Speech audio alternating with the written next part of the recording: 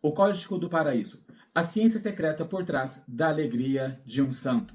O segredo do homem mais feliz de Roma. Bom, no coração do século XVI, em Roma. Roma era uma cidade de paradoxos deslumbrantes. Centro do poder mundial, da arte renascentista e da fé cristã. Era também um lugar de profunda crise espiritual, corrupção e muita desigualdade. Neste cenário complexo, emergiu uma figura que cativou a cidade, não com poder, ou muito menos com riqueza, mas com uma arma inesperada. Sim, inesperada. Qual é a arma? A alegria. Seu nome era Felipe Neri. Longe de ser uma figura distante e austera, Felipe era um homem carismático, brincalhão e profundamente humano, cujo magnetismo atraía pessoas de todas as classes sociais, desde os pobres, órfãos e até mesmo pessoas da alta nobreza da sua época. O mistério central de sua vida, né? No entanto, desafiava toda a lógica moderna de sucesso e ambição.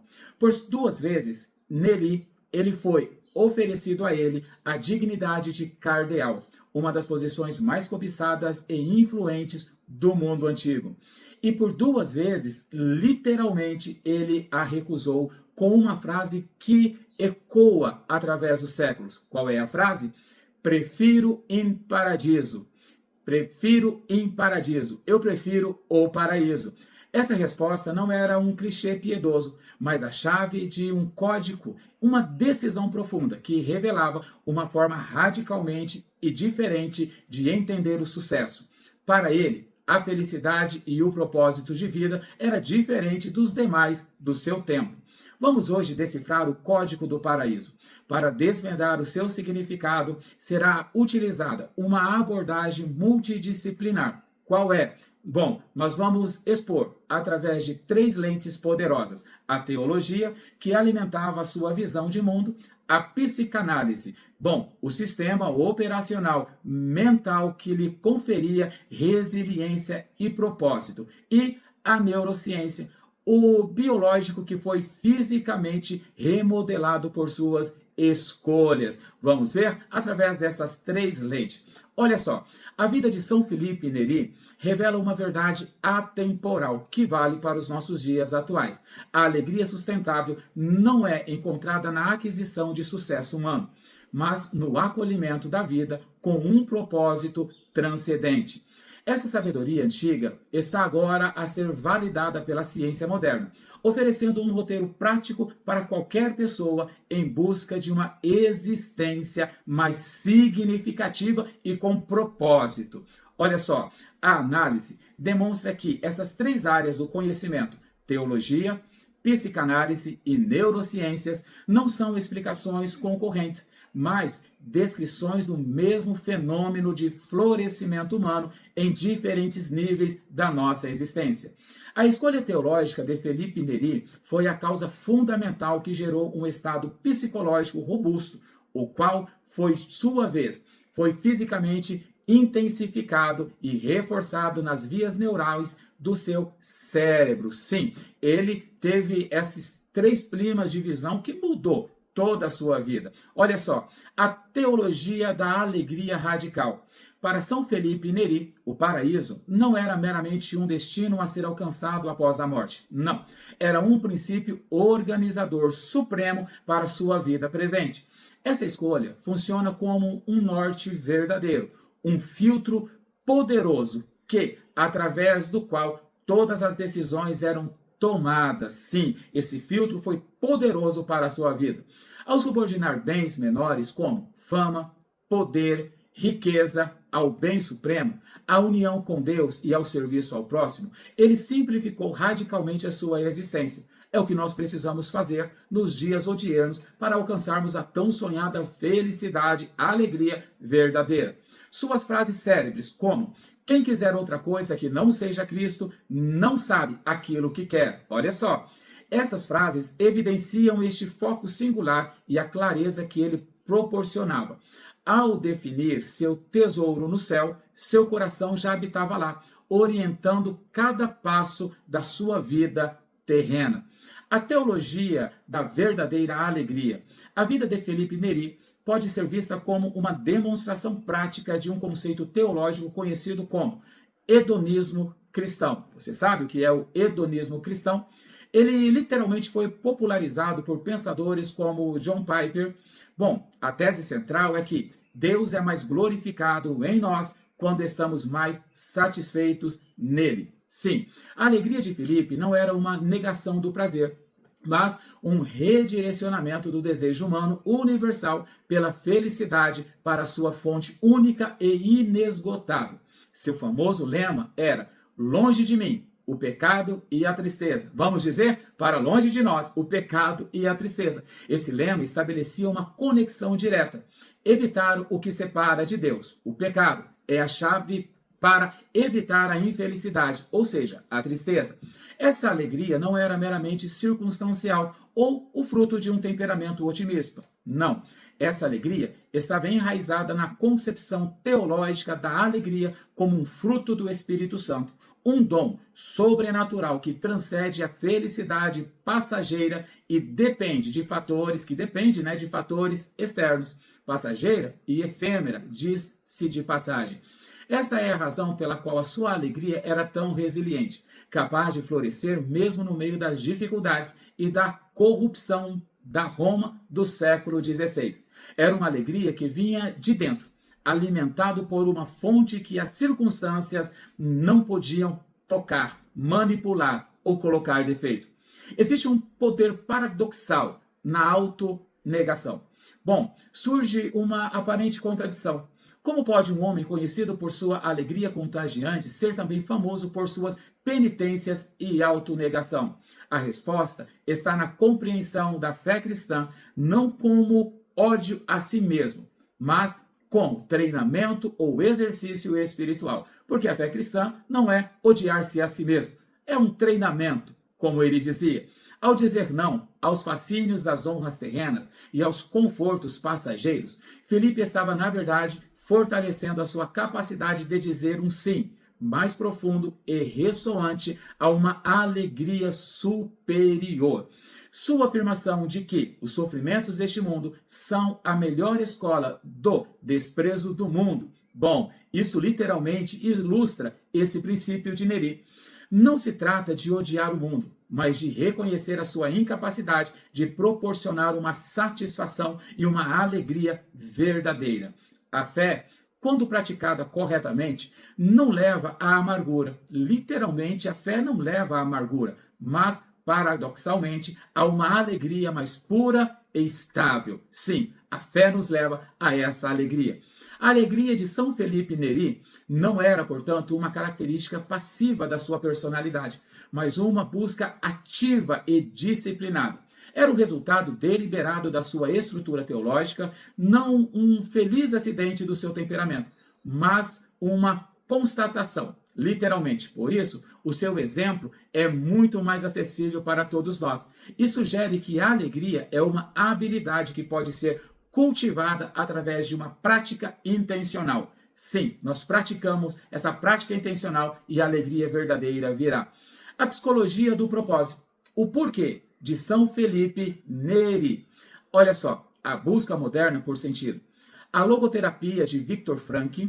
Sim, conhece Viktor Frankl? Para compreender a estrutura psicológica por trás da vida de Felipe Neri, é útil recorrer a uma fonte que nos leva ao século XVI, do século XVI ao século XX, a logoterapia desenvolvida pelo psiquiatra e sobrevivente do Holocausto, Viktor Frankl. Olha só, a tese central de Frankl é que o impulso humano primário não é a busca pelo prazer, como literalmente argumentava Freud, o pai da psicanálise, ou pelo poder, como defendia Adler, mas sim a busca por um sentido. A vontade de sentido. O ser humano busca um sentido, um propósito na sua vida. Enquanto Freud via a religião como uma projeção de desejos inconscientes para lidar com a ansiedade existencial, Frankl oferece uma estrutura que reconhece a espiritualidade centrada no indivíduo. Sim, e também no sentido como um pilar da saúde psicológica. São Felipe Neri, o estudo de caso. Vamos lá? Perfeito para a logoterapia. A vida de São Felipe Neri alinha-se perfeitamente com os três caminhos principais que Frank identificou para a descoberta do sentido e do propósito para a nossa vida. E literalmente isso cria uma obra ou praticando um ato. Criando uma obra ou praticando um ato. Felipe encontrou um sentido imenso na fundação da Congregação do Oratório. Esta não era apenas mais uma instituição religiosa, era uma forma revolucionária de comunidade espiritual baseada na amizade, na música, na alegria e na discussão intelectual, que transformou a cultura de Roma. Veja só, ele criou algo mais do que ele mesmo, um legado que perpetua até os dias de hoje, perdura até hoje, né? Experimentando algo ou encontrando alguém. Seu apostolado era incansável. Ele não esperava que as pessoas viessem à igreja. Ele ia ao encontro delas, nos hospitais, nas lojas, nas prisões e nas praças públicas. Sua vida foi um testemunho de encontrar sentido através de uma conexão. Encontrando sentido através de uma conexão passiva e profunda com os outros, especialmente com os jovens e com os pobres. Suas amizades eram lendárias, sim, lendárias as amizades dele, porque elas demonstravam que o sentido é forjado nos laços de amor e de serviço. Amor e serviço. Frank afirmava que a última das liberdades humanas é a de escolher a própria atitude perante qualquer tipo de circunstância. Sim, essa era a linha de raciocínio de Frank. Felipe personificou essa liberdade, ao ver o sofrimento não como um fardo sem sentido, mas como uma escola para o crescimento espiritual. Ele transformou a adversidade em propósito. Cada dificuldade tornava-se uma oportunidade para fortalecer a sua resolução e aprofundar a sua alegria. Ele transformava as crises em oportunidade para florescer a alegria. O antídoto para o vazio existencial moderno. Frank cunhou o termo vazio existencial, para descrever o estado de falta de sentido, tédio e apatia, que ele via como a raiz de muitas neuroses modernas. A vida de São Felipe Neri, vibrante de propósito, alegria e atividade, representa o antídoto supremo para esta condição. A sua existência estava tão repleta de sentido que não havia espaço para o desespero que assola grande parte da sociedade contemporânea. Ele tinha um sentido, um propósito maior para a sua existência. A sua abordagem ao sofrimento revela um sistema que não é apenas resiliente, capaz de suportar choques e adversidades extremas, mas sim antifrágil. Um sistema que se fortalece com choques e os fatores estressantes da vida. Ao enquadrar o sofrimento como uma ferramenta para desapegar de bens menores e se apegar mais firmemente aos seus propósitos últimos. Cada provação e tribulação fortalecia a sua determinação. O seu sistema, impulsionado pelo propósito, alimentava-se da adversidade. Olha só que manual de vida! Tornando-se cada vez mais robusto a cada desafio que ele enfrentava. E as neurociências da transformação? Vamos lá? Vamos hackear o nosso cérebro, hackeando o cérebro para a felicidade. A realidade biológica da mudança, sabe qual é? Existe a neuroplasticidade, uma palavrinha longa, às vezes difícil de falar, neuroplasticidade. A transformação pessoal não é apenas um conceito filosófico ou psicanalítico, é uma realidade biológica. O mecanismo que a torna possível é a neuroplasticidade, a capacidade do cérebro de se reorganizar, formando novas conexões neurais em resposta à experiência do cotidiano, da vida, ao pensamento e ao comportamento. Cada pensamento que temos, cada hábito que praticamos e cada foco que mantemos está literalmente a esculpir a arquitetura física do nosso cérebro. Sim, nós esculpimos através da nossa vivência. A neurociência da prática de São Felipe.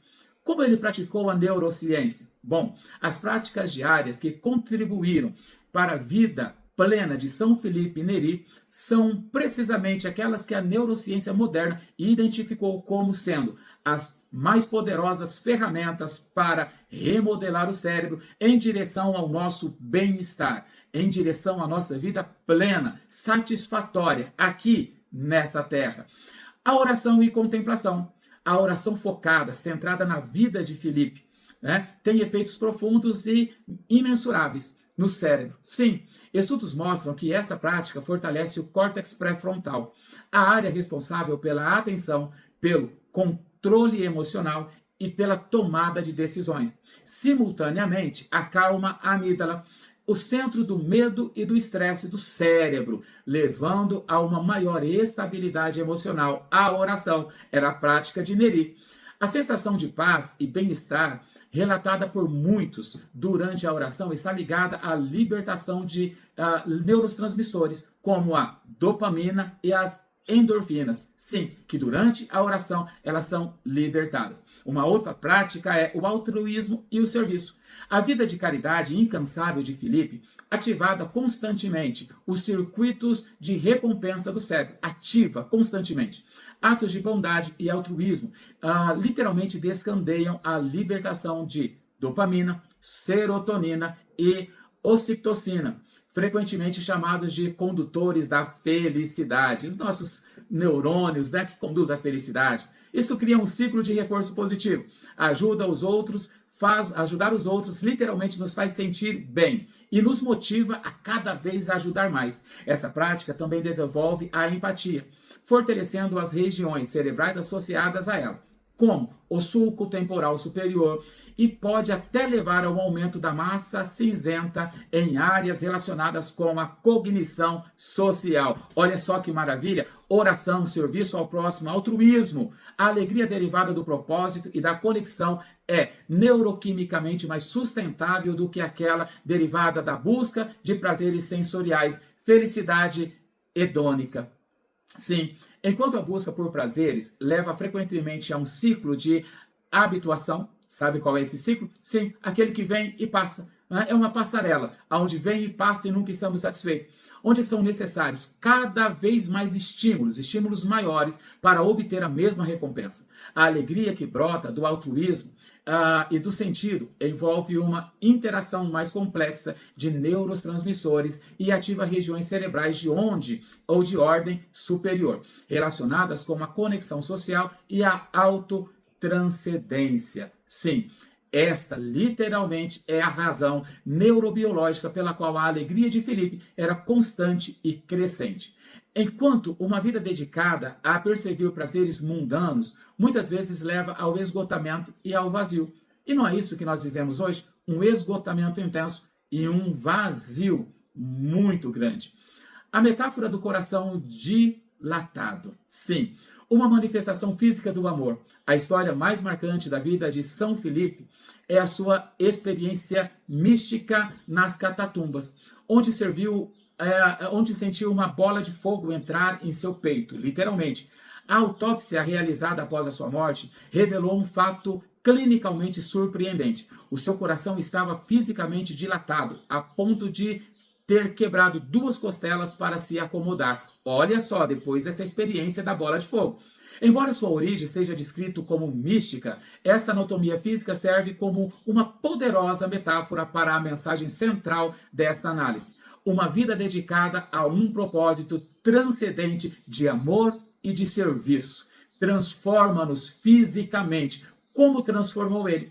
Assim como seu coração cresceu literalmente para conter o seu imenso amor, o nosso cérebro pode ser literalmente religado para se tornar mais compassivo, focado e mais alegre. Por isso, vamos concluir dizendo que o código do paraíso na sua vida. Você sabe qual é o código do paraíso na sua vida diante dessa história? Um guia prático. A jornada pela vida de São Felipe Neri revela uma verdade unificada.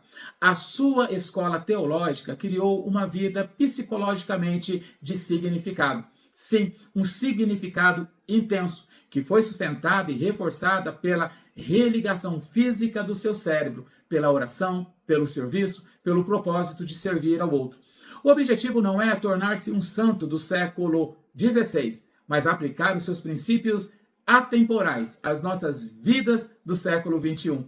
Para tal, propõe-se um panorama, não, um programa de treino prático para instalar o novo código do paraíso na nossa estrutura psíquica. Vamos lá? 3 hábitos práticos para instalar o código do paraíso na nossa mente. Bom, a verificação diária da bússola. Precisamos. Comece cada dia com uma simples reflexão matinal. Pergunte-se, qual é o meu paraíso hoje? Qual é a coisa mais importante para o qual estou a apontar? Para onde eu estou indo? É significativo?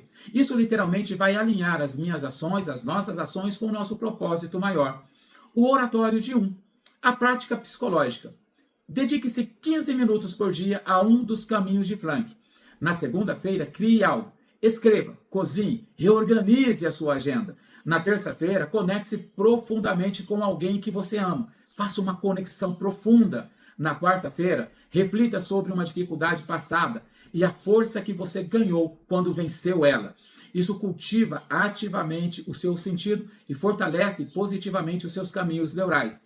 A microperegrinação do serviço, na verdade, a prática neurocientífica. Realize um pequeno e inesperado ato de altruísmo todos os dias. Pegue um café a um estranho, pague um café a um estranho, faça um elogio genuíno, ajude um colega com uma tarefa. Isso ativa intencionalmente os circuitos de recompensa e empatia do nosso cérebro, religando para a felicidade e reconduzindo para uma felicidade plena. Para auxiliar nessa jornada, vamos juntos. Reescreva, mentalize, faça um esforço para aplicar todos esses princípios já testados por Neri. Sim, o segredo revelado do homem mais feliz de Roma não está fora do seu alcance. É uma escolha disponível para todos nós. A escolha de parar de perseguir uma felicidade fugaz e começar a construir uma vida de sentido profundo e duradouro, onde a felicidade será plena.